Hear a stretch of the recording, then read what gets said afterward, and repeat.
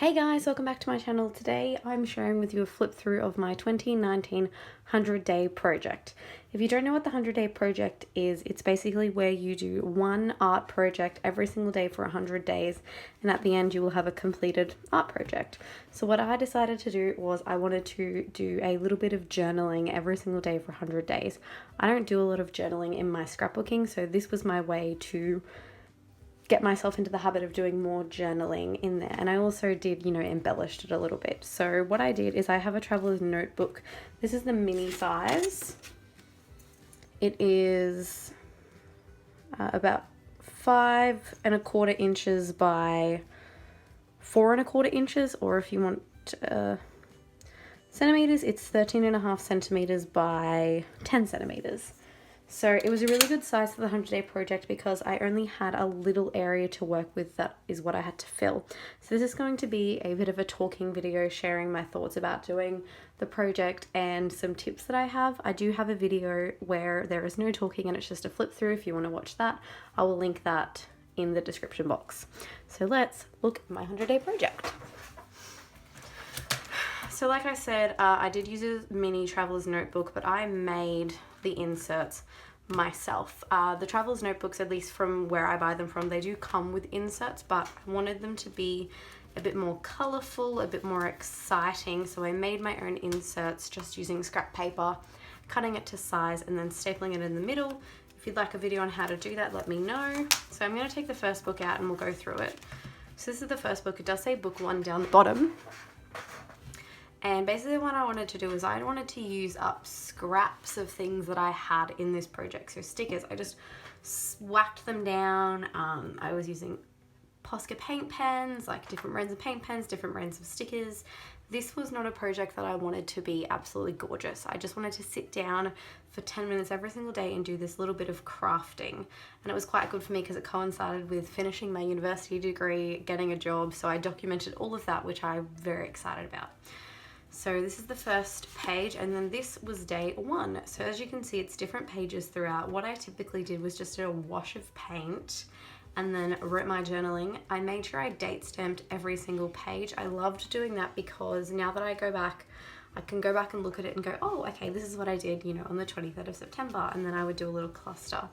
And as you'll see, that kind of goes throughout. So a wash of paint, journaling, date stamp, cluster.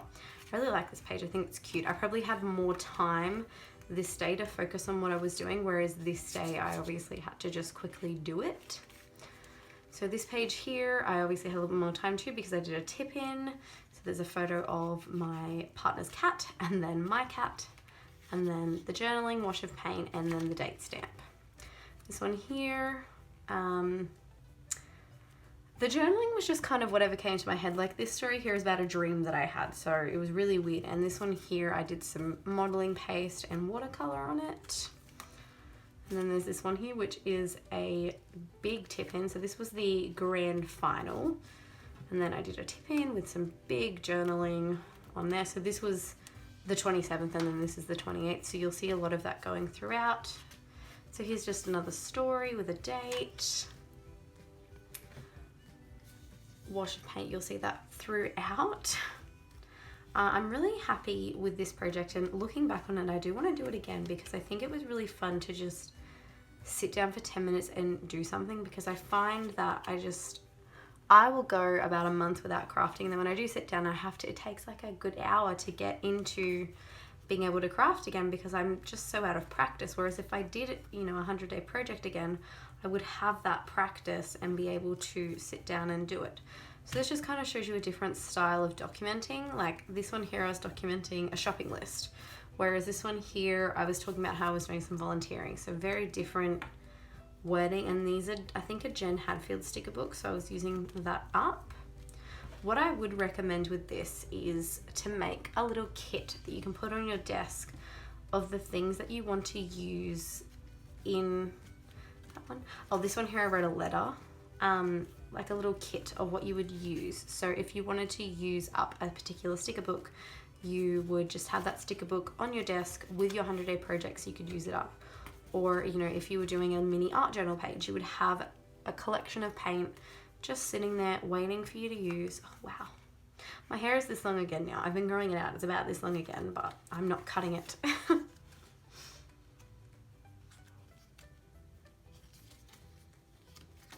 So it does get really chunky at the back because obviously, you know, a lot of different things were going on.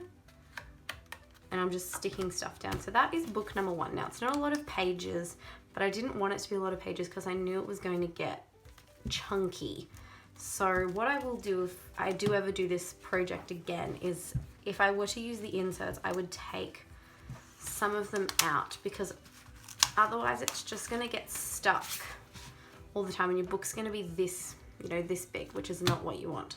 So this is book 2. So as you can see, I wrote book 2 on it again, 100-day project. I like this cover a lot better. And then we get into it. The staple has completely come out. So this book is slightly falling apart, but that's okay. Like I said, this was just a fun thing to do, and I'm not worried about the prettiness or the archivalness. Like, here's a to-do list of what I was doing. This was where I was getting ready for my internship at the end of my teaching degree. It feels like such a long time ago, even though it was only 2 years. So this is the day before. So I had this calm sticker and I liked putting that down. Now, as you can see, the next few pages are all pretty much the same. They're typed journaling with paint, and that's because for the whole week this week, I didn't actually do the 100-day project, but I journaled on my phone so that I'd have a copy of it. So as you can see, paint in there, same with this one, because I knew there was just no way I was going to be able to come home and do this when I was on my internship. I was so stressed at the time, getting used to doing it. So I wasn't mad at myself for going, oh no, you missed 4 days. Like, it's okay, because you can come back and do it. If you're doing journaling, it's really easy to have a copy of it on your phone as well. So I still have some journaling on my phone from my first day of teaching because I still haven't actually documented that, and I can keep it until I'm ready to document it. So this one's really cool. This is 4 pages in one. So this is the 14th, and we've got the 15th, the 16th, the 17th, and then it's the same thing, like the 18th, the 19th, 20th, 21. So, oh, this was cute. I did a really fun lesson here, so I'm glad I documented that, and I got to use some books as well. So it's really fun with this. And then, like, I got some Happy Mail here. So this was the Happy Mail card, I think, that they sent me, maybe. And that's why I put it in here. And then, yeah, see, I wanted it to look a little more Christmassy because we're starting to get into that Christmas time. And that was my last day, so they made me a really beautiful card.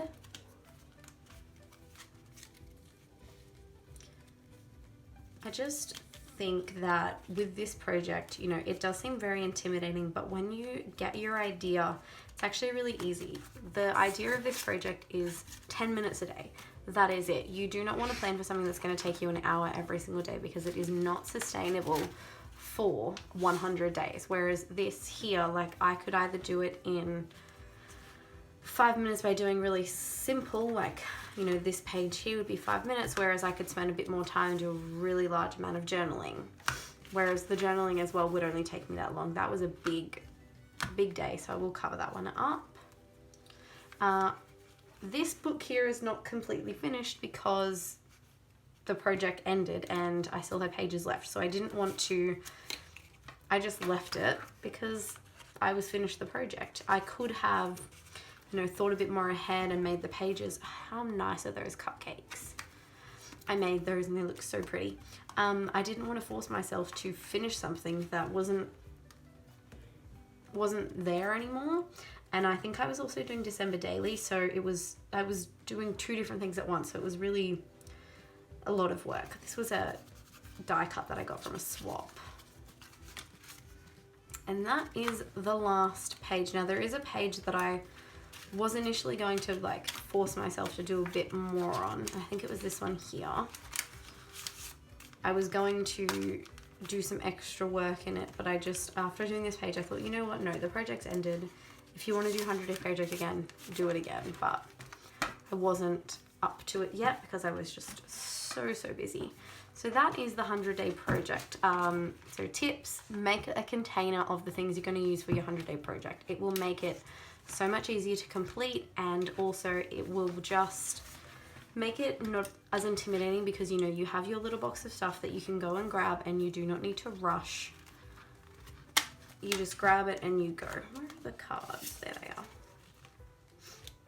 So that was definitely an easier thing to do as well. And also be realistic. Don't plan that you're going to set aside an hour every single day to do this project, because you're not. Plan for 10 minutes. 10 minutes is a good time, you know, something that you can just sit down and do it. You don't need to worry about what's going on. You just sit down and you do it. I would really recommend, if you're a crafty person, to do something like this, because like I'm very much a the details type of person. I love making everything look absolutely perfect, and this type of project doesn't really give you the opportunity to do that. You can only focus on what your goal was. So for me, my goal was to journal, so I could focus on just doing that and nothing else. And now I have all of this journaling documented. Like, there's stories in here that are just so random that there is no way that I would remember them, but because I've got them journaled, I now know them. Like, there is a story of my parents. Here it is here. My mum went to the garden and grabbed what she thought was spinach. Turns out she was eating a sunflower. So like, that's something super random that there's no way I would remember, but because I've documented it in 100 days, I now remember that story, and it's going to stay with me because I documented it. So I would really recommend doing this project if it's something that you want to do. It's very, very, very rewarding, but it's also very hard. Don't beat yourself up if you miss 2 or 3 days. You can always catch up, or just skip those 2 or 3 days and write a little note saying, didn't get to do them. Don't beat yourself up. This is 100 days. This is a big commitment, and you don't need to beat yourself up if you didn't do it. If you have any questions about the 100-day project, leave them in the comments. I'll be happy to answer them. I am considering doing 100 days again, probably something very similar to this, with documenting just a little story a day. I think I will confine myself a bit more, maybe a quote or something every single day, something funny that someone said that day, because they're the little things that you forget. And I find this project is a really fun way to do that. So if you'd like to see me documenting my new 100-day project, also let me know. If you enjoyed these types of videos, please remember to subscribe and like. It really helps me out. And go and check out some other things on my channel. Thanks for watching, guys. Bye.